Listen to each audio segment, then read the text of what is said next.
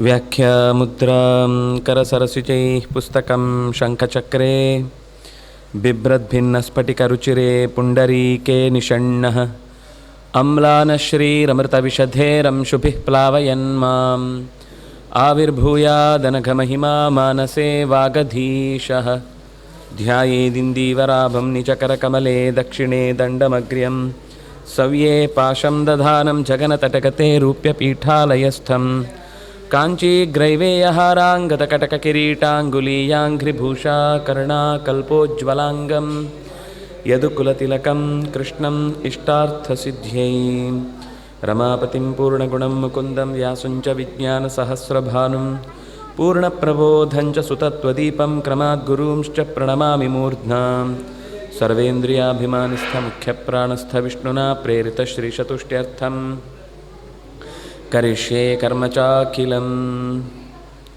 रामाय रामभद्राय रामचन्द्राय वेधसे रघुनाथाय नाथाय सीतायाः पतये नमः वाल्मीकेर्गौः पुनीयान्नः महीधरपदाश्रया यद्दुग्धमुपजीवन्ति कवयस्तरणका इव स्वस्त्यस्तु सतां हरिः ಓಂ.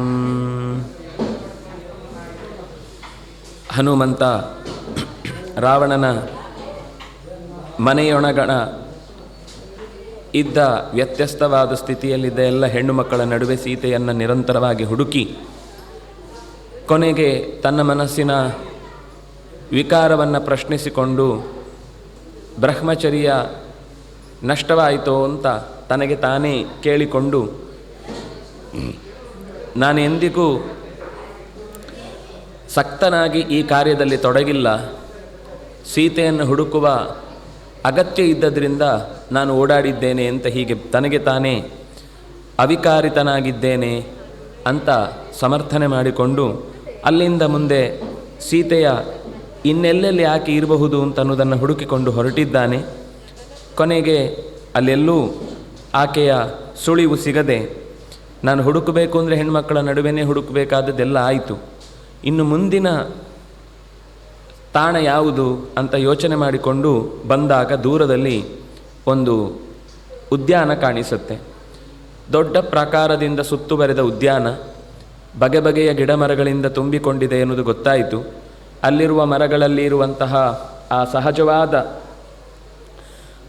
ಹಸಿರು ಬಣ್ಣ, ಹೂ ಹಣ್ಣುಗಳಿಂದ ತುಂಬಿಕೊಂಡಂತಹ ಫಲವತ್ತತೆ ಇತ್ಯಾದಿಗಳನ್ನು ಗಮನಿಸಿ ಬಹುಶಃ ಇಲ್ಲಿ ಎಲ್ಲಿಯಾದರೂ ಸೀತೆ ಇರಬಹುದು ಅನ್ನುವುದನ್ನು ಮನಸ್ಸಿನಲ್ಲಿಟ್ಟುಕೊಂಡು ಹುಡುಕ್ತಾನೆ. ಅಷ್ಟರಲ್ಲಿ ತನ್ನ ಮನಸ್ಸಿನಲ್ಲಿ ಬಂದ ಆಲೋಚನೆಗಳನ್ನು ಲೆಕ್ಕ ಹಾಕ್ತಾ ಸೀತೆ ಇಷ್ಟು ಎಲ್ಲ ಕಡೆ ಹುಡುಕಿದಾಗಲೂ ಸಿಗಲಿಲ್ಲ ಅಂದರೆ ಬಹುಶಃ ರಾಮ ಇನ್ನು ಇಲ್ಲಿಗೆ ಬರಲಿಕ್ಕೆ ಸಾಧ್ಯ ಇಲ್ಲ ಅನ್ನುವಂತಹ ಒಂದು ವೇದನೆಯಿಂದ ಬಹುಶಃ ಆಕೆ ಪ್ರಾಣ ಬಿಟ್ಟಿರಬಹುದಾ,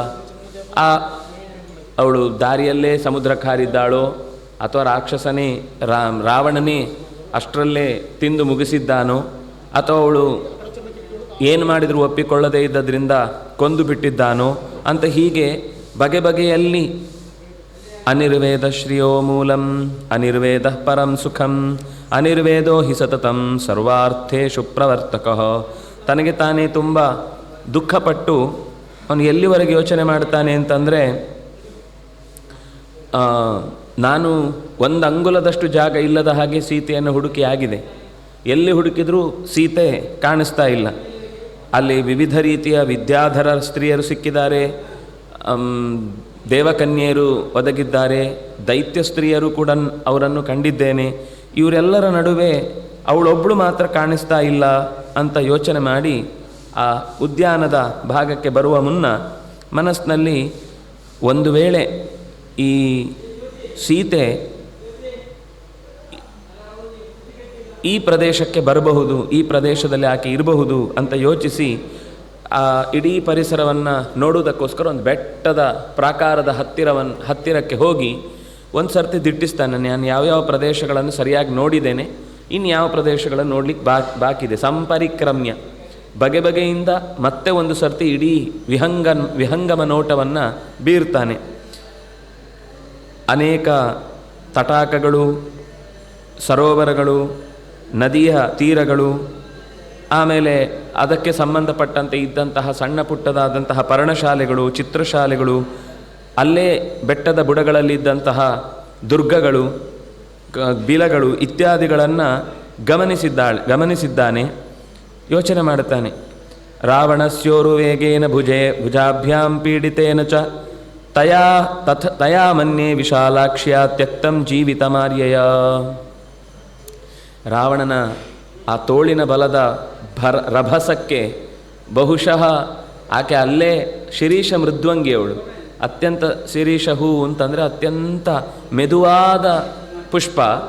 ಅದು ಪುಷ್ಪವನ್ನು ನಾವು ಕೈಯಲ್ಲಿ ಹಿಡಿಯುವಾಗಲೂ ಬಹಳ ಎಚ್ಚರದಿಂದ ಹಿಡಿಯದೇ ಇದ್ದರೆ ಅದು ಮೆತ್ತನೆ ಬಾಡಿ ಹೋಗಿಬಿಡುತ್ತೆ, ಹಾಳಾಗಿಬಿಡುತ್ತೆ ಬೇಗ. ಹಾಗೆಯೇ ಅವನ ಬಾಹುವಿನ ರಭಸಕ್ಕೇನೆ ಅವಳು ಎಲ್ಲಿಯಾದರೂ ಪ್ರಾಣ ಬಿಟ್ಟಿದ್ದಾಳೋ, ಅಥವಾ ರಾಮ ಲಕ್ಷ್ಮಣ ನೀವು ನನ್ನನ್ನು ರಕ್ಷಿಸಬೇಕು ಅಂತ ನಿರಂತರ ಕನವರಿಸಿ ಅವರು ಎಷ್ಟು ಅಂದರೆ ವೇದನೆ ಆಗುವಾಗ ಒಂದೊಂದು ಕ್ಷಣವೂ ಕೂಡ ಬಹಳ ದೀರ್ಘಕಾಲ ಇದ್ದಂತೆ ಅನ್ನಿಸಿ ಮನಸ್ಸು ವ್ಯಥೆಗೊಳಪಟ್ಟಾಗ ಸಹಿಸಲಿಕ್ಕೆ ಬಹಳ ಕಷ್ಟ ಆಗುತ್ತೆ. ಅಂತಹ ಕಷ್ಟದ ಸ್ಥಿತಿಯನ್ನು ತಪ್ಪಿಸಿಕೊಳ್ಳಲಿಕ್ಕಾಗದೆ ವಿಲಪ್ಯ ಬಹು ವೈದೇಹಿ ನ್ಯಸ್ತದೇಹ, ಆ ಅಳ್ತಾ ಅಳ್ತಾ ಅಳ್ತಾ ದೇಹ ತಡೆಯಲಾಗದೆ ಪ್ರಾಣ ಹೊರಟು ಹೋಗಿದೆಯೋ ಏನೋ ಅಂತ ಹೀಗೆ ಅನೇಕ ರೀತಿಯಲ್ಲಿ ಮಮೇದಂ ಲಂಘನಂ ವ್ಯರ್ಥಂ ಸಾಗರಸ್ಯ ಭವಿಷ್ಯತಿ. ನಾನಿಷ್ಟೆಲ್ಲ ಪ್ರಯತ್ನಪಟ್ಟು ಹಾರಿದ ಸಂಗತಿ ಅಕಸ್ಮಾತ್ ಆಕೆ ದೇಹವನ್ನು ತ್ಯಾಗ ಮಾಡಿದ್ದೇ ಸತ್ಯ ಆಗಿದ್ದರೆ ಎಲ್ಲ ವ್ಯರ್ಥ ಆಗುತ್ತೆ. ಅದರ ಯೋಚನೆ ಎಲ್ಲಿ ತನಕ ಹೋಗುತ್ತೆ ಅಂದರೆ ಅವನ ತಲೆಯಲ್ಲಿ, ಅಂದರೆ ಒಂದು ಸಂಬಂಧ ಎಷ್ಟು ಇರುತ್ತೆ ಅಂತ ಅನ್ನುವುದಕ್ಕೆ. ನಾನು ಈಗ ಹೋಗಿ ಬಂದ ಕೆಲಸ ಸೀತೆಯ ಹುಡುಕಾಟದಲ್ಲಿ ಸೋತು ಹೋಯಿತು, ವ್ಯರ್ಥವಾದ ಕಾರ್ಯ ಆಯಿತು. ಪ್ರವೇಶಶ್ಚೈವ ಲಂಕಾಯ ರಾಕ್ಷಸಾನಾಂಚ ದರ್ಶನಂ ಕಿಮ್ಮಾಂ ವಕ್ಷತಿ ಸುಗ್ರೀವೋ ಹರಯೋ ವಾ ಸಮಾಗತ. ನನ್ನ ನಿರೀಕ್ಷೆಯಲ್ಲೇ ಕಾದು ಕುಳಿತಿರುವಂತಹ ವಾನರರಿಗೆ ನಾನೇನೆಂತ ಉತ್ತರ ಕೊಡಬೇಕು? ಅವರನ್ನು ಕರ್ಕೊಂಡು ಹೋಗಿ ಮತ್ತೆ ಸುಗ್ರೀವನ ಹತ್ರ ಭೇಟಿಯಾಗಿಸುವಾಗ ಸುಗ್ರೀವನಿಗೆ ಏನು ಅಂತ ನಾನು ಉತ್ತರವನ್ನು ನೀಡಬೇಕು. ಸರಿ, ಉತ್ತರವನ್ನು ನೀಡುವುದು ದೊಡ್ಡ ಸಂಗತಿಯಲ್ಲ, ಆಗಲಿಲ್ಲ ಅಂತ ಹೇಳ್ಬೋದು. ಆಗ ಸೀತಾ ನಿಮಿತ್ತಂ ದುರ್ವಾಕ್ಯಂ ಶ್ರುತ್ವಾಸ ನ ಭವಿಷ್ಯತಿ. ದಾರುಣವಾದ ಈ ತೀಕ್ಷ್ಣವಾದ ಸೀತೆ ತೀರಿಕೊಂಡಿದ್ದಾಳೆ ಎನ್ನುವ ಸುದ್ದಿಯನ್ನು ಕೇಳಿದಾಗ ಖಂಡಿತ ರಾಮಚಂದ್ರ ಜೀವಂತ ಉಳಿಯುವುದಿಲ್ಲ. ರಾಮಚಂದ್ರ ಸತ್ತ ಅಂತಂದರೆ ಲಕ್ಷ್ಮಣ ಸಾಯ್ತಾನೆ. ಲಕ್ಷ್ಮಣ ಸತ್ತಿದ್ದಾನೆ ಅಂತ ಗೊತ್ತಾಗಿ ಭರತ ಅವನು ಖಂಡಿತ ಪ್ರಾಣ ಬಿಡ್ತಾನೆ. ಭರತನ ಜೊತೆಗೆ ಇದ್ದ ಶತ್ರುಘ್ನ ಅಂತ ಇನ್ನು ಉಳಿಯುವುದೇ ಇಲ್ಲ. ನನ್ನ ಯಾಜಮಾನಿಕೆಯಲ್ಲಿ ನಡೆಸಬೇಕಿದ್ದ ಕಾರ್ಯದಲ್ಲಿ ನಾನು ಸೋತೆ ಅಂತ ಸುಗ್ರೀವ ಪ್ರಾಣ ಬಿಡ್ತಾನೆ. ಸುಗ್ರೀವ ಪ್ರಾಣ ಬಿಟ್ಟರೆ ತಾರೆ ಪ್ರಾಣ ಬಿಡ್ತಾಳೆ, ತಾರೆ ಪ್ರಾಣ ಬಿಟ್ಟರೆ ಅಂಗದ ಪ್ರಾಣ ಬಿಡ್ತಾನೆ. ಈ 3 ಜನ ಪ್ರಾಣ ಬಿಟ್ಟರು ಅನ್ನುವ ಕಾರಣಕ್ಕಾಗಿ ಆ ಕಡೆಯಿಂದ ಇಡೀ ಕಪಿಕುಲವೇ ವಿಷಮುದ್ಬಂಧನಂ ವಾಪಿ ಪ್ರವೇಶಂ ಜ್ವಲನಸ್ಯ ವಾ ಉಪವಾಸ ಮಥೋ ಶಸ್ತ್ರಂ ಪರಿಚರಂತಿ ಚ ವಾನರಾಹ. ಎಲ್ಲ ವಾನರರು ಸೇರಿ ವಿಷವನ್ನು ಕುಡಿದಾರು, ಬೆಟ್ಟದಿಂದ ಹಾರಿಯಾರು ಕೆಳಕ್ಕೆ ಕಣಿವೆಗೆ ಕೆಳಕ್ಕೆ ರಕ್ಷಣೆ ಇಲ್ಲದ ಜಾಗದಲ್ಲಿ ವಿಷವನ್ನು ತಿನ್ನುವುದರ ಅಥವಾ ಬೆಂಕಿಗೆ ಹಾರಿಯಾರು, ಉಪವಾಸ ಬಿದ್ದು ಸತ್ತಾರು, ಶಸ್ತ್ರದಿಂದ ತಮ್ಮ ಮೈಯನ್ನು ತಾವೇ ಘಾಸಿ ಮಾಡಿಕೊಂಡಾರು. ಆ ಪ್ರದೇಶದಲ್ಲಿ ಮತ್ತೆ ಆ 4 ಜನ ತೀರಿಕೊಂಡ್ಮೇಲೆ ಅವರ ತಾಯಿಯರು 3 ಜನ ಉಳಿತಾರ? ಅವರು ಅದನ್ನು 3 ಜನರ ಹೆಸರನ್ನು ಹೇಳ್ತಾನೆ. ಕೌಸಲ್ಯಾಚ ಸುಮಿತ್ರಾಚ ಕೈಕೇಯೀಚ ನ ಸಂಶಯ ಪುತ್ರಾನ್ನ ಮೃತಾನ್ನ ಸಮೀಕ್ಷ್ಯಾತ ನ ಭವಿಷ್ಯಂತಿ ಮಾತರಃ. ಆ ತಾಯಿಯರು ಕೂಡ ಮಕ್ಕಳನ್ನು ಕಳೆದುಕೊಂಡ ಬಳಿಕ ಜೀವಂತ ಉಳಿಯುವುದು ಸಾಧ್ಯ ಇಲ್ಲ. ಹೀಗೆ ಒಂಥರ ಸಾವಿನ ಮೇಲೆ ಸಾವಿನ ಸುರಿಮಳೆಯಿಂದ ಸರಣಿಯಿಂದ ನಾನು ಒಬ್ಬ ಸೀತೆಯನ್ನು ಸರಿಯಾಗಿ ಹುಡುಕಲಿಲ್ಲ ಅನ್ನುವ ಕಾರಣಕ್ಕೆ ಎಷ್ಟು ಜನ ಪ್ರಾಣವನ್ನು ತೆರ್ತಾರೆ. ಅದರಿಂದಾಗಿ ನನ್ನ ಕ್ರಿಯೆ ಎಷ್ಟು ಮುಖ್ಯ, ನನ್ನ ಕಾರ್ಯ ಎಷ್ಟು ಅವಶ್ಯ. ಎಲ್ಲರೂ ಜೀವನದಲ್ಲಿ ಒಂದು ರೀತಿ ಏಟು ತಿಂದು ಮತ್ತೆ ಮೇಲೇಳದಂತಹ ಸ್ಥಿತಿಗೆ ಮಾನಸಿಕವಾಗಿ ಪೂರ್ತಿ ಎಚ್ಚರವನ್ನು ಕಳೆದುಕೊಳ್ಳುವುದು ಅಲ್ಲ, ಇನ್ನು ಯಾವತ್ತು ಎತ್ತರದ ಸ್ಥಾನಕ್ಕೆ ಏರುವ ಯಾವ ಯೋಚನೆಯನ್ನೂ ಬಿಟ್ಟುಬಿಟ್ಟು ಒಂಥರ ಹೆಣದಂತೆ ಬದುಕಿರುವಂತಹ ಶರೀರ ಮಾತ್ರ, ಇನ್ನೇನೂ ಅದರಲ್ಲಿ ಸತ್ವ ಇಲ್ಲ ಅನ್ನುವ ಹಾಗೆ ಪ್ರಾಣವನ್ನು ಬಿಟ್ಟಾರು. ಹಾಗಾಗಿ ಇಡೀ ಕಾಡಿನ ಎಲ್ಲ ಜೀವಿಗಳಿಗೆ ನಾನು ಈಗ ತೆಗೆದುಕೊಳ್ಳುವ ನಿರ್ಧಾರ ಸೀತೆಯ ಹುಡುಕಾಟದ ವಿಷಯದಲ್ಲಿ ನಾನು ಸರಿಯಾಗಿ ಗಮನ ಕೊಟ್ಟಿದ್ದೇನೆ ಅನ್ನುವ ಅಂಶ ಬಹಳ ಮುಖ್ಯ ಆಗುತ್ತೆ ಅಂತ ತನ್ನಲ್ಲಿ ತಾನು 10 ಬಾರಿ ಯೋಚನೆ ಮಾಡಿ ಮುಂದೆ ತಾನೇ ಸಮಾಧಾನ ಮಾಡ್ಕೋತಾನೆ. ಹೌದು, ಕಷ್ಟ ಆದೀತು, ನಾನು ಮಾಡುವ ಕೆಲಸ ಪ್ರಾಮಾಣಿಕವಾಗಿ ನನ್ನ ಕೆಲಸದಲ್ಲಿ ಔದಾಸೀನ್ಯ ಎಲ್ಲೂ ಇಲ್ಲ. ಮತ್ತು ಇಷ್ಟೆಲ್ಲ ನಾನು ಊಹಿಸ್ತಾ ಇರುವಂಥದ್ದು, ಸೀತೆ ಸಿಗುವುದಿಲ್ಲ ಅಂತ ಯಾಕೆ ಅಂದ್ಕೊಳ್ಬೇಕು? ಯಾಕೆಂದರೆ ಇನ್ನೂ ಪೂರ್ತಿ ಹುಡುಕಿ ಆಗಿಲ್ಲ, ಇನ್ನೂ ಬೇಕಾದಷ್ಟಿದೆ. ರಾವಣನನ್ನು ಹೋಗಿ ಭೇಟಿಯಾಗಿ ಎದೆಗೆ ಗುದ್ದಿ ನೆತ್ತರು ಬರುವ ಹಾಗೆ ಕಕ್ಕಿಸಿ ಅವನ ಬಾಯಲ್ಲಿ ಎಲ್ಲಿದ್ದಾಳೆ ಸೀತೆ ಅಂತ ಹೇಳಿಸಿಯೇ ಸಿದ್ಧ ನಾನು. ಇಲ್ಲ ಅಂತಾದರೆ ಇಡೀ ಲಂಕೆಯನ್ನೇ ಬೇಕಾದರೆ ಹೊತ್ತುಕೊಂಡು ಹೋಗ್ತೇನೆ ಅಂತ ಮೊದಲೇ ಪ್ರತಿಜ್ಞೆ ಮಾಡಿ ಹೊರಟವನು ನಾನು. ಇದನ್ನು ನಾನು ಸುಮ್ಮನೆ ಬಿಡುವವನಲ್ಲ. ಆದರೆ ಈಗ ಹಾಗಾದರೆ, ಹೀಗಾದರೆ, ಇನ್ನೊಂದಾದರೆ, ಮತ್ತೊಂದಾದರೆ, ಸಾಮಾನ್ಯವಾಗಿ ಹೆಚ್ಚಿನ ಕಡೆಗಳಲ್ಲಿ ಮನುಷ್ಯ ಊಹಿಸಿಯೇ ತನ್ನ ಜೀವನವನ್ನು ಹಾಳು ಮಾಡಿಕೊಳ್ತಾನೆ. ಇವತ್ತು ಅಕಸ್ಮಾತ್ ಏನೋ ಕಾರಣದಿಂದ ಕಾಲೇಜಿಗೆ ಹೋಗೋದು ತಡ ಆಯಿತು.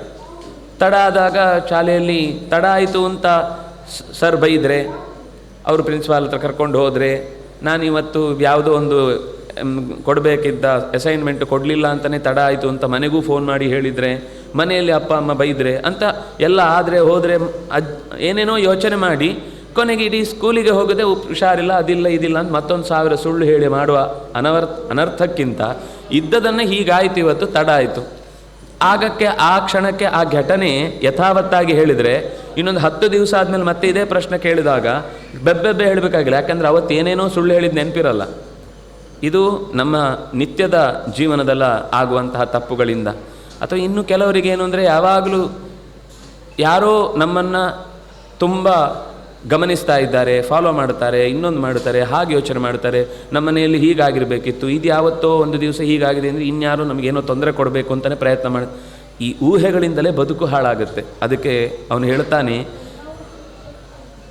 ಬಹಳ ಊಹಿಸಿ ನಾವು ಜೀವನವನ್ನು ಹಾಳು ಮಾಡಿಕೊಳ್ಳುವುದಕ್ಕಿಂತ ಅಟ್ ಪ್ರೆಸೆಂಟ್ ಇರುವ ಕಾಲದಲ್ಲಿ ನಾವು ಏನು ಕೆಲಸ ಮಾಡಬೇಕು ಅನ್ನೋದ್ರ ಬಗ್ಗೆ ಯೋಚಿಸಬೇಕು ಹೊರತು ಆಗದ ಕೆಲಸಗಳು ಇನ್ನೇನೋ ಆದರೆ ಅನ್ನುವ ಯೋಚಿಸಿ ಬಂದ ಊಹೆಗಳ ಭರದಲ್ಲಿ ನಮ್ಮ ತೀರ್ಮಾನದ ಮೇಲೆ ಅದು ಕೆಟ್ಟ ಪರಿಣಾಮ ಬೀರಬಾರ್ದು. ವಿನಾಶೇ ಬಹವೋ ದೋಷಾಃ. ಖಂಡಿತ ಈಗ ಏನಾದರೂ ತೊಂದರೆ ಆದರೆ ತುಂಬ ಜನಕ್ಕೆ ತೊಂದರೆ ಆಗುತ್ತೆ. ನಾನು ಉದ್ದೇಶಪೂರ್ವಕವಾಗಿ ಮಾಡಿದ್ದಲ್ಲ. ಆದರೆ ಜೀವನ್ ಭದ್ರಾಣಿ ಪಶ್ಯತಿ, ಆಯಿತು, ಈಗ ಒಂದು ವೇಳೆ ಇದೇ ಕಾರಣಕ್ಕೆ ನಾನು ಪ್ರಾಣವನ್ನು ಬಿಡ್ತೇನೆ ಅಂತ ಇಟ್ಟುಕೊಂಡ್ರೆ, ಸತ್ತರೆ ಅಂದರೆ ನಾನೀಗ ಹೋಗದೆ, ಮುಖ ತೋರಿಸದೆ ಅಥವಾ ಅವರ ಹತ್ರ ಕಾಣಿಸಿಕೊಳ್ಳದೆ ಅವ್ಯವಸ್ಥೆ ಮಾಡಿದರೆ ಅದರಿಂದ ಬಹವೋ ದೋಷಾಃ. ಬದುಕಿದ್ರೆ ಜೀವನ ಭದ್ರಾಣಿ ಪಶ್ಯತಿ. ಯಾರಿಗೆ ಗೊತ್ತು ನಾಳೆ ಏನಾಗುತ್ತೆ ಅಂತ? ನಾನು ಅಂದ್ಕೊಂಡ ಹಾಗೆ ಆಗಬೇಕು ಅಂತ ಏನು ನಾನು ಹೇಳಿದ್ದು ವಿಧಿಲಿಖಿತವೋ? ಅಲ್ಲ, ನನ್ನ ಅಸಂಪ್ಷನ್. ಹಾಗಾದರೆ ನಿಜವಾಗಿ ನಾಳೆ ಚಿತ್ರಣವೇ ಬೇರೆ ಇರುತ್ತೆ. ನಾವು ಅಂದ್ಕೊಂಡ ಹಾಗೆ ಆಗಬೇಕು ಅಂತೇನಿಲ್ಲ, ಇದು ನಮ್ಮ ಊಹೆ ಅಷ್ಟೇ. ಹಾಗಾಗಿ ಯಾರು ಬದುಕಿರ್ತಾನೋ ಅವನು ಜೀವನದಲ್ಲಿ ಸಾಯುವ ಪ್ರಕ್ರಿಯೆಯಿಂದ ಏನಾದರೂ ಅನರ್ಥ ಮಾಡಿಕೊಂಡ್ರೆ ಆ ಅನರ್ಥದಿಂದ ಅವನಿಗೆ ಮತ್ತಷ್ಟು ಕೆಡುಕಾಗುತ್ತೆ ಹೊರತು ಬದುಕಿದ್ರೆ ನಾಳೆ ಏನಾದರೂ ಒಳ್ಳೆಯದಾಗಿಯೇ ಆಗುತ್ತೆ. ಯಾಕೆಂದರೆ ಇವತ್ತು ಸಾಲದ್ದು, ಇನ್ಯಾವುದು, ಮತ್ತೊಂದು, ಇನ್ನು 1000 ಕಾರಣಗಳನ್ನು ಕೊಟ್ಟು ಅವನು ಪ್ರಾಣ ಕಳ್ಕೊಳ್ತಾನೆ ಅಂತ ಇಟ್ಕೊಳ್ಳಿ. ಅವನನ್ನು ನಂಬಿಕೊಂಡ ತಂದೆ ತಾಯಿ, ಅವನನ್ನು ನಂಬಿಕೊಂಡ ಹೆಂಡತಿ ಮಕ್ಕಳು, ಅವನನ್ನೇ ನಂಬಿಕೊಂಡಂಥ ಇನ್ನಿತರ ಬಂಧುಗಳು, ಅಥವಾ ಅವನ ಒಡೆತನದಲ್ಲಿದ್ದಂತಹ ಕಾರ್ಯದಲ್ಲಿ ಇದ್ದಂತಹ ಅನೇಕ ಕರ್ಮಕರರು, ಇವರು ಎಲ್ಲರೂ ಬೀದಿಗೆ ಬೀಳ್ತಾರೆ ಇವನೊಬ್ಬನ ತಪ್ಪು ತೀರ್ಮಾನದಿಂದ. ಈಗ ಅವನು ನಿಂತರೆ ಆಯಿತು, ತಪ್ಪು ಮಾಡಿದ್ದಾನೆ ಅನ್ನೋದಕ್ಕೆ ಯಾವುದೋ ಒಂದು ಶಿಕ್ಷೆ ಆಗುತ್ತೆ, ಅವನು ಹೋಗಿ ಬರ್ಬೋದು ಒಂದು 4 ತಿಂಗಳು ಯಾವುದೋ ಒಂದು ಜೈಲಿಗೋ ಇನ್ಯಾವುದಕ್ಕೋ. ಆದರೆ ಆ ತಪ್ಪನ್ನು, ಶಿಕ್ಷೆಯನ್ನು ಒಪ್ಪಿಕೊಂಡು ಬಂದ ಮೇಲೆ ಮತ್ತೆ ಹೊಸ ಜೀವನ ಆರಂಭಿಸ್ಬೋದಲ್ವ. ಈಗ ಆಗಿದ್ದ ತಪ್ಪೇ ಅವಮಾನನೇ ಆಗತ್ತೆ ಅಂತ ಇಟ್ಕೊಳ್ಳಿ. ಯಾವ ಮಂದಿ ಅವಮಾನ ಆಗದೆ ಮೇಲೆ ಎದ್ದು ಒಂದೇ ಸರ್ತಿ ಒಂದೇ ಸ್ಟ್ರೆಚ್ಚಲ್ಲಿ ಉನ್ನತವಾದ ಎತ್ತರದ ಸ್ಥಾನವನ್ನು ಏರಿದ್ದಾನೆ?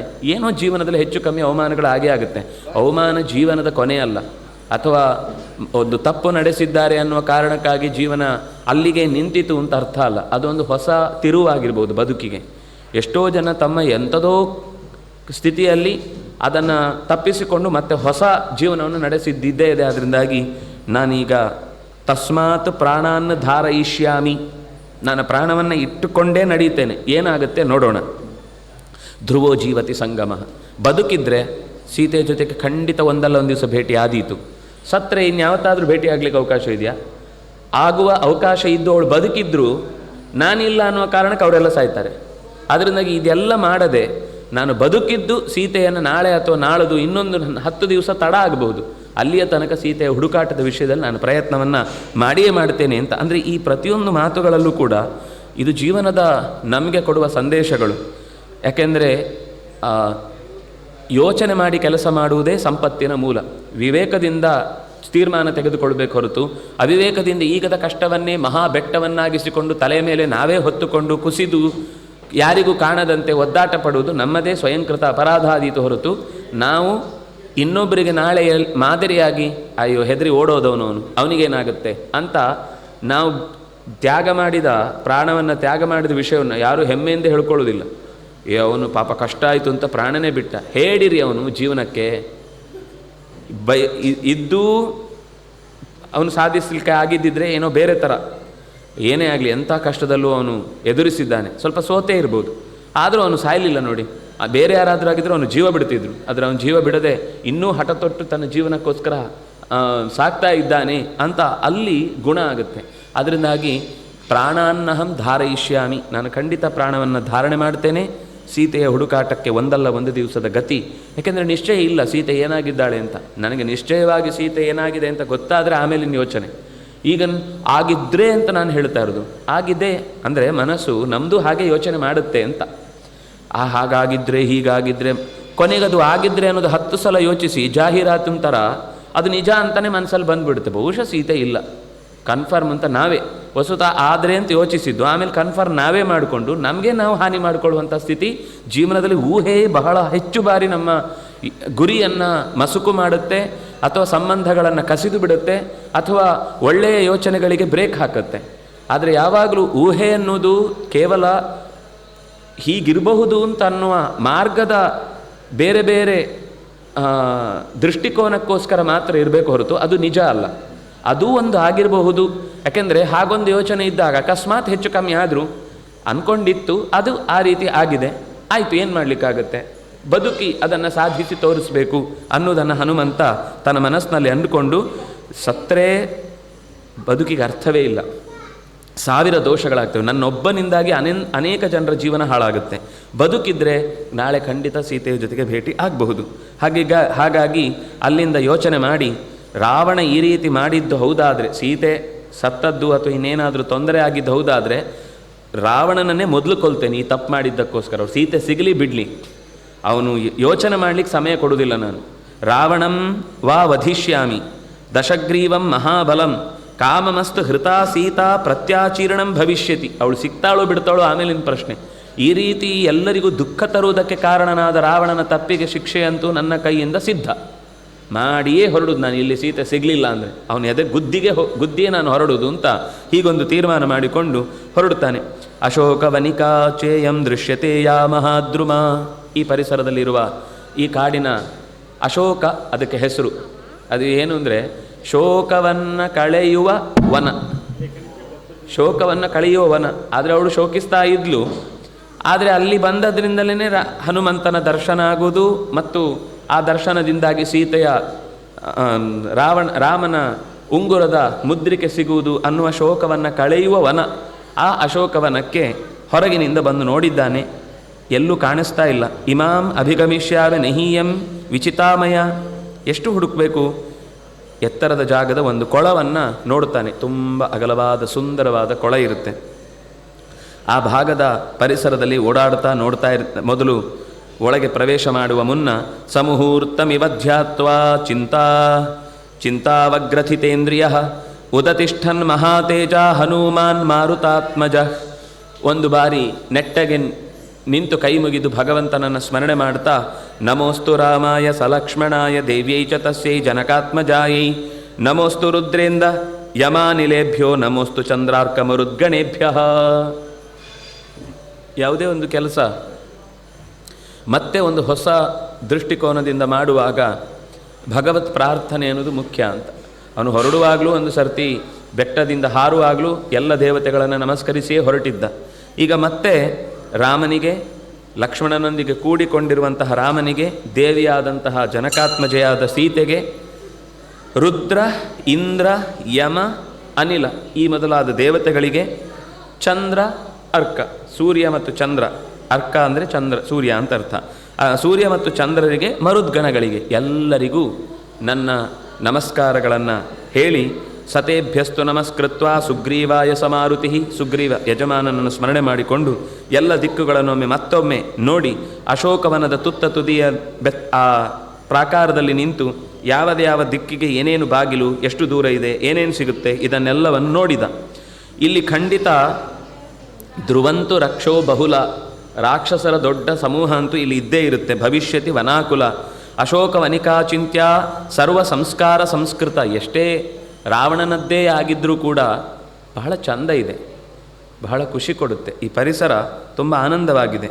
ಸಂಕ್ಷಿಪ್ತೋಯಂ ಮಯಾತ್ಮ ಚ ರಾಮಾರ್ಥೇ ರಾವಣಸ್ಯ ಚ ಸಿದ್ಧಿಂ ಮೇ ಸಂವಿಧಾಸ್ಯಂತಿ ದೇವಾಸರ್ಷಿಗಣಾಸ್ತ್ವಿಹ ನಾನು ಇಲ್ಲಿಗೆ ಬಂದು ನನ್ನ ಉಪಸ್ಥಿತಿಯನ್ನು ಈ ಕಾಡಿನೊಳಗೆ ಇಡ್ತಾ ಇರುವುದಕ್ಕೆ ಬಹಳ ಮುಖ್ಯವಾದ ಕಾರಣ ರಾಮನಿಗಾಗಿ ಮತ್ತು ರಾವಣನ ದುಸ್ಥಿತಿ ದುರ್ಬುದ್ಧಿ ಏನಿದೆ ಅದನ್ನು ತಿಳಿಯುವುದಕ್ಕಾಗಿ ನನ್ನನ್ನು ಸಿದ್ಧಿಮ್ಮೇ ಸಂವಿಧಾಸ್ಯಂತಿ, ನನಗೆ ಖಂಡಿತವಾಗಿ ಈ ಕೆಲಸದಲ್ಲಿ ಜಯವನ್ನು ಕೊಟ್ಟೇ ಕೊಡ್ತಾರೆ ದೇವತೆಗಳು, ಸರ್ಷಿಗಣಾಸ್ತು ಇಹ, ಋಷಿಗಣಗಳೊಂದಿಗೆ ಕೂಡಿಕೊಂಡ ದೊಡ್ಡವರೆಲ್ಲರೂ ಕೂಡ ನನಗೆ ಸಹಾಯವನ್ನು ಮಾಡಿಯೇ ಮಾಡುತ್ತಾರೆ ಅಂತ ವಿಶ್ವಾಸ ಇದೆ. ಬ್ರಹ್ಮ ಸ್ವಯಂಭೂರ್ ಭಗವಾನ್ ದೇವಾಶ್ಚೈವ ದಿಶಂತು ಮೇ ಸಿದ್ಧಿಮಗ್ನಿಶ್ಚ ವಾಯುಶ್ಚ ಪುರುಹೂತಶ್ಚ ವಜ್ರಭೃತ್ ವರುಣಃ ಪಾಶಹಸ್ತಶ್ಚ ಸೋಮಾದಿತ್ಯೌ ತಥೈವ ಚ ಅಶ್ವಿನೌ ಚ ಮಹಾತ್ಮಾನೋ ಮರುತಃ ಶರ್ವ ಏವ ಚ ಸಿದ್ಧಿಂ ಸರ್ವಾಣಿ ಭೂತಾನಿ ಭೂತಾನಾಂಚ ಸ ಯಃ ಪ್ರಭುಃ ದಾಸ್ಯಂತಿ ಮಮ ಯೇ ಚಾನ್ಯೇ ಹ್ಯದೃಷ್ಟಾಃ ಪಥಿ ಗೋಚರಾಃ. ನಾವು ಎಲ್ಲೇ ಇದ್ದರೂ ನಮ್ಮ ಸುತ್ತ ಇಷ್ಟು ಜನ ದೇವತೆಗಳು ಇದ್ದೇ ಇರ್ತಾರೆ, ನಮಗೆ ಗೊತ್ತಿಲ್ಲ ಅಷ್ಟೇ.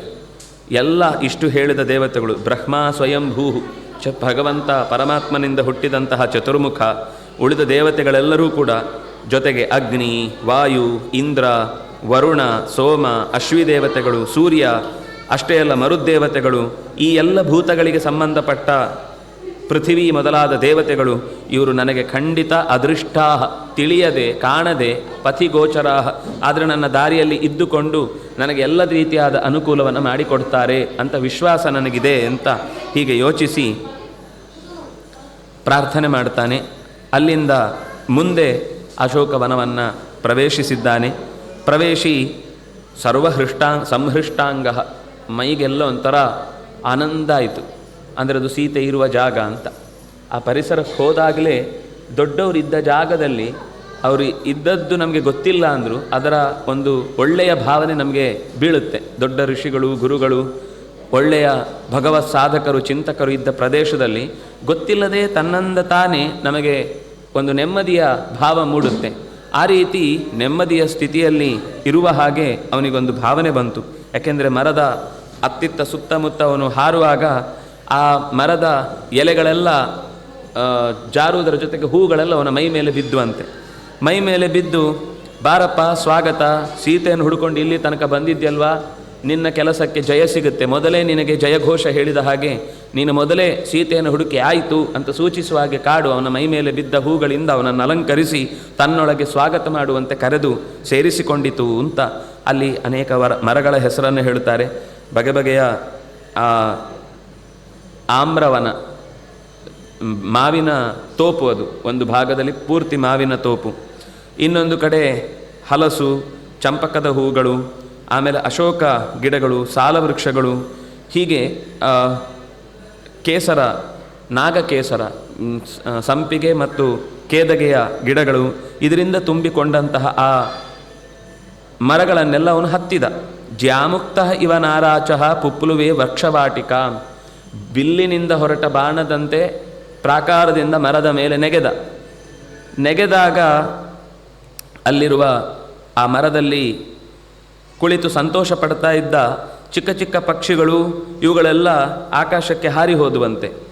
ಹಾಗೆ ಇವನು ಒಂದು ಮರದಿಂದ ಮತ್ತೊಂದು ಮರಕ್ಕೆ ಪ್ರಧಾವಂತಂ ವೃಕ್ಷ ಷಂಡಗತಂ ಕಪಿಂ ದೃಷ್ಟ್ವಾ ಸರ್ವಾಣಿ ಭೂತಾನಿ ವಸಂತ ಇವ ಮೇನಿರೆ.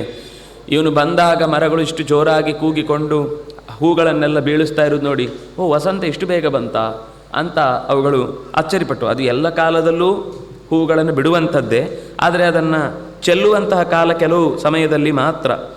ಆದರೆ ಏನಾಯಿತು ಅಂದರೆ ಅಷ್ಟಕ್ಕೆ ಅದು ಮುಗಿಲಿಲ್ಲ. ಹನುಮಂತನ ವೇಗದಿಂದ ಅದಕ್ಕೆ ಭಾರ ತಡಿಲಿಕ್ಕಾಗದೆ ಹನುಮತ ವೇಗವತ ಕಂಪಿತಾಸ್ತೆ ನಗೋತ್ತಮಾಹ ನಿರ್ಧೂತಕೇಶಿ ಯುವತಿ ಮೃದಿತವರ್ಣಿಕ ಯಥಾ ಮೃದಿತವರ್ಣಿಕಾ ನಿಷ್ಪೀತ ಶುಭದಂತೋಷ್ಠಿ ನಖೈರ್ದಂತೈಶ್ಚ ವೀಕ್ಷತ. ಈ ಇಡೀ ಆ ವನಿಕಾ ಅನ್ನುವಂಥ ಹೆಣ್ಣು ಮಗಳು ಧರ್ಷಣೆಗೆ ಒಳಗಾದ. ಅಂದರೆ ಇಲ್ಲಿ ಹೇಳುವಾಗ ಅವರು ಹೇಳಿದ ಮಾತೇನು ಅಂದರೆ, ಇಷ್ಟಪಟ್ಟ ತನ್ನ ಗಂಡಿನ ಜೊತೆಗೆ ಸಂತೋಷದ ಕೂಟದಲ್ಲಿ ಬಿದ್ದು ತಲೆ ಬಿರುಕುಲು ಬಿಟ್ಟ ಹಾಗೆ, ಹಣೆ ತಿಲಕಗಳು ಉಜ್ಜಿಕೊಂಡ ಹಾಗೆ, ಮೈಯನ್ನೆಲ್ಲ ಘಾಸಿಗೊಳಿಸಿದಂತೆ, ಇಷ್ಟಪಟ್ಟು ಘಾಸಿಗೊಳಿಸಿಕೊಂಡಂತೆ ಕಾಣ್ತಾ ಇರುವಂಥ ಹೆಣ್ಣು ಮಗಳಂತೆ ಪ್ರಭಗ್ನ ಅಪರಪಾದಪ ಅಂತ ಇಡೀ ಚದುರಿದ ಮೈಯವಳಾಗಿ ಮರಗಳೆಲ್ಲ ಜಾರಿ ಜಾರಿ ಜಾರಿ ಒಂದು ಮರದಿಂದ ಇನ್ನೊಂದು ಮರಕ್ಕೆ ಹಾರುವಷ್ಟರಲ್ಲಿ ಅದು ಒಂದು ಮರಕ್ಕೆ ಹಾರ್ತಾನೆ, ಅದು ಬುಡ ಭಾರ ಸಾಲದೆ ಉರುಳಿ ಬೀಳುತ್ತೆ. ಆ ಕಪಿಗಳಿಗೆ ನೆಲದಲ್ಲಿ ಇದ್ದು ಅಭ್ಯಾಸ ಇಲ್ಲ, ಬೀಳುವುದು ಅಂದರೆ ನೆಲಕ್ಕೆ ಬೀಳಲ್ಲ, ಅವುಗಳ ಅಭ್ಯಾಸ ಮತ್ತೊಂದು ಮರಕ್ಕೆ ಹಾರುತ್ತೆ. ಹೀಗೆ ಹಾರಿ ಹಾರಿ ಹಾರಿ ಹಾರಿ ಆ ಇಡೀ ವನದಲ್ಲಿದ್ದ ಎಲ್ಲ ಮರಗಳನ್ನು ಹತ್ತಿ ಯಾವ ಮರವೂ ಅವನ ಭಾರವನ್ನು ತಾಳಲಾರದೆ ಹೆಚ್ಚಿನವೆಲ್ಲ ಕುಸಿದು ಕುಸಿದು ಬೀಳಲಿಕ್ಕೆ ಶುರುವಾಯಿತು. ಆ ಲತೆಗಳಿಂದಲೇ ನಿರ್ಮಾಣಗೊಂಡಿದ್ದ ಮಂಟಪಗಳೆಲ್ಲವೂ ಕೂಡ ನೆಲಪಾಲಾಯಿತು. ಜೋರಾಗಿ ಆಲಿಕಲ್ಲಿನ ಮಳೆ ಬಂದಾಗ ಹೇಗೆ ಎಲ್ಲವೂ ಕೂಡ ಅಪ್ಪಚ್ಚಿಯಾಗಿ ನೆಲಕ್ಕೆ ಘಾಸಿಗೊಳ್ಳುತ್ತೋ ಹಾಗೆ ಘಾಸಿಗೊಂಡಿದೆ. ದದರ್ಶಚ ನಗಾತ್ ತಸ್ಮಾತ್ ನದೀಂ ನಿಪತಿತಾಂ ಕಪಿ ಅಂಕಾದಿವ ಸಮುತ್ಪತ್ಯ ಪ್ರಿಯಸ್ಯ ಪತಿತಾಂ ಪ್ರಿಯಂ. ಅಲ್ಲಿ ದೂರದಲ್ಲಿ ಒಂದು ನದಿ ಹರಿದು ಬರುವುದನ್ನು ನೋಡ್ತಾ ಇದ್ದಾನೆ. ನೋಡಿ ಅದರ ಮೇಲ್ಭಾಗದಲ್ಲಿಯೇ ಒಂದು ಸುಂದರವಾದ ಶಿಂಶಪ ಅಂತ ಒಂದು ವೃಕ್ಷ, ಆ ವೃಕ್ಷದ ಬುಡದಲ್ಲಿ ಹೋಗಿ ನಿಂತಿದ್ದಾನೆ. ಅಂದರೆ ದೂರದಲ್ಲಿ ಕಾಣಿಸ್ತಾ ಇದೆ, ಅದನ್ನೇ ಗಮನಿಸ್ತಾ ಇದ್ದಾನೆ. ಅದರ ಆಚೆ ಈಚೆಗೆ ಅನೇಕ ಜನ ರಕ್ಕಸಿಯರು ದೂರದಲ್ಲಿ ಓಡಾಡ್ತಾ ಇರೋದು ಕಾಣಿಸ್ತಾ ಇದೆ. ಯಾಕೆಂದರೆ ಅದು ಸಚ್ಛತ್ರಾಹ ಸವಿತರ್ದೀಕಾಹ ಸರ್ವೇ ಸೌವರ್ಣ ವೇದಕಾಹ. ಅದರ ಒಂದು ಕಡೆಯಿಂದ ಸೂರ್ಯನ ಬೆಳಕಿನ್ನು ಬರಲಿಕ್ಕೆ ಸಮಯ ಆದ ಹಾಗೆ ಬೆಳಗಿನ ಜಾವ ಮೋಡದ ಎಡೆಯಿಂದ ಕಿರಣಗಳು ಬೀರಿ ಬಂದದ್ರಿಂದ ಆ ಮೋಡದ ಬಣ್ಣ ಯಾವುದು ಬೆಟ್ಟದ ಮರೆಯಿಂದ ಹೊಡೆದು ಬಂದ ಸೂರ್ಯನ ಕಿರಣ ಇವನ ಮೇಲೆ ಬೀಳುವಾಗ ಇಡೀ ಬಂಗಾರದ ಬಣ್ಣದ ಹಾಗೆ ಅವನ ಮೈ ಅಲಂಕರಿಸಿತಂತೆ. ಅವನು ಅಂದ್ಕೊಂಡಂತೆ ಅಮನ್ಯತ ತದಾವೀರ ಕಾಂಚನೋಸ್ಮೀತಿ ವಾನರಹೋ, ನನ್ನ ಮೈ ಬಣ್ಣ ಎಲ್ಲ ಬಂಗಾರದ್ದಾಗೋಯ್ತು ಅಂತ ಮೈ ನೋಡಿಕೊಂಡು ಸಂತೋಷಪಟ್ಟು ಪುಪ್ಲುವೆ ಕುಣದ ಅಂತೆ. ಮೈಯನ್ನು ಚೆನ್ನಾಗಿ ನೋಡಿಕೊಂಡು ಸಂತೋಷಪಟ್ಟ. ತಾಂ ಆರುಹ್ಯ ಮಹಾಬಾಹು ಶಿಂಶಪಾಂ ಪರ್ಣ ಸಂವೃತಾಂ ಇತೋ ದ್ರಕ್ಷ್ಯಾಮಿ ವೈದೇಹಿ. ಇಲ್ಲೇ ಎಲ್ಲೋ ಇರ್ತಾಳೆ ಅಂತ ಯೋಚನೆ ಮಾಡಿ ಮರದ ತುದಿಯಲ್ಲಿ ನಿಂತು ಎಲ್ಲ ಕಡೆಯಲ್ಲಿ ಎಲ್ಲಿ ಸೀತೆ ಇದ್ದಾಳೆ ಅಂತ ನೋಡ್ತಾ ಇದ್ದಾನೆ. ಕಾಣಲಿಲ್ಲ. ಆ ಮರಗಳನ್ನೆಲ್ಲ ವರ್ಣನೆ ಮಾಡಿ ರಾಮನ ಮಡದಿಯಾದಂಥವಳು ಎಂಥವಳು ಅಂತ ಅವಳ ವರ್ಣನೆಯನ್ನು ಮಾಡ್ತಾ ಒಂದು ಒಳ್ಳೆಯ ಮಾತು ಹೇಳ್ತಾನೆ. ಏನು ಅಂದರೆ ನದೀಂ ಚೇಮಾಂ ಶಿವಜಲಾಂ ಸಂಧ್ಯಾರ್ಥೇ ವರವರ್ಣಿನಿ. ಅತ್ಯಂತ ಪವಿತ್ರವಾದ ಈ ನೀರಿನಲ್ಲಿ ಸಾಯಂಕಾಲದ ಬೆಳಗಿನ ಸಂಧ್ಯಾಕಾಲದ ಹೊತ್ತಿಗೆ ಖಂಡಿತ ಅವಳು ಸೂರ್ಯನಿಗೆ ಅರ್ಘ್ಯ ಪ್ರದಾನ ಮಾಡಲಿಕ್ಕೆ ಇಲ್ಲಿಗೆ ಬಂದೇ ಬರ್ತಾಳೆ. ಬೆಳಗಿನ ಸಂಧ್ಯಾವಂದನೆಗಳು ಇಲ್ಲಿ ಬರ್ತಾಳೆ ಅಂದರೆ ಸಂಧ್ಯಾವಂದನೆ ಮಾಡಲಿಕ್ಕಿದೆ ಅಂತಾಯ್ತು. ಹೆಣ್ಮಕ್ಳಿಗೂ ಸಂಧ್ಯಾವಂದನೆ ಇದೆ. ಸಂಧ್ಯಾಕಾಲಮನಾಶ್ಯಾಮ ಧ್ರುವಮೇಶತಿ ಜಾನಕಿ ನದೀಂ ಚೇಮಾಂ ಶಿವಜಲಾಂ ಸಂಧ್ಯಾರ್ಥೆ ವರವರ್ಣಿನಿ ಯದಿ ಜೀವತಿ ಸಾ ದೇವಿ ತಾರಾಧಿಪ ನಿಭಾನನ ಆಗಮಿಷ್ಯತಿ ಸಾವಶ್ಯಂ ಇಮಾಂ ಶಿವಜಲಾಂ ನದೀಂ. ಈ ನದಿಯ ಹತ್ತಿರ ಬೆಳಗಿನ ಹೊತ್ತಿಗೆ, ಯಾಕೆಂದರೆ ಈ ವನದ ಹತ್ತಿರ ಎಲ್ಲೂ ಕೂಡ ಬೇರೆ ನದಿಯ ಜಾಗ ಇಲ್ಲ, ಹಾದು ಹೋಗುವ ಜಾಗ ಇಲ್ಲ. ಇಲ್ಲಿಗೆ ಇಳ್ಕೊಂಡು ಅನುಕೂಲವಾದ ಜಾಗ ಇರುವುದು ಇಲ್ಲೇ. ಅದರಿಂದಾಗಿ ಬೆಳಗಿನ ಸಂಧ್ಯಾಕಾಲದ ಸೂರ್ಯನಿಗೆ ಉಪಾಸನೆ ಮಾಡುವಂತಹ ಕೆಲಸಕ್ಕಾಗಿ ಅವಳು ಬಂದೇ ಬರ್ತಾಳೆ. ಇಲ್ಲಿ ಅವಳನ್ನು ನಾನು ನೋಡಿಯೇ ನೋಡ್ತೇನೆ ಅಂತ ಕಾಯ್ತಾ ನಿಂತಲ್ಲಿಗೆ ಬಂದ್ಲೋ ಇಲ್ಲೋ ಅನ್ನೋದನ್ನು ಮತ್ತೆ ನಾಳೆ ನೋಡೋಣ ಅಂತ ಹೇಳ್ತಾ ಕಾಯಿನ ವಾಚ ಮನಸ ಇಂದ್ರಿಯೈರ್ವ ಬುದ್ಧಿಯ ಆತ್ಮನಾವ ಅನುಸೃತ ಸ್ವಭಾವ ಕರೋಮಿ ಯದ್ಯತ್ ಸಕಲಂ ಪರಸ್ಮೈ ನಾರಾಯಣಾಯೇತಿ ಸಮರ್ಪಯಾಮಿ. ಶ್ರೀಕೃಷ್ಣಾರ್ಪಣಮಸ್ತು.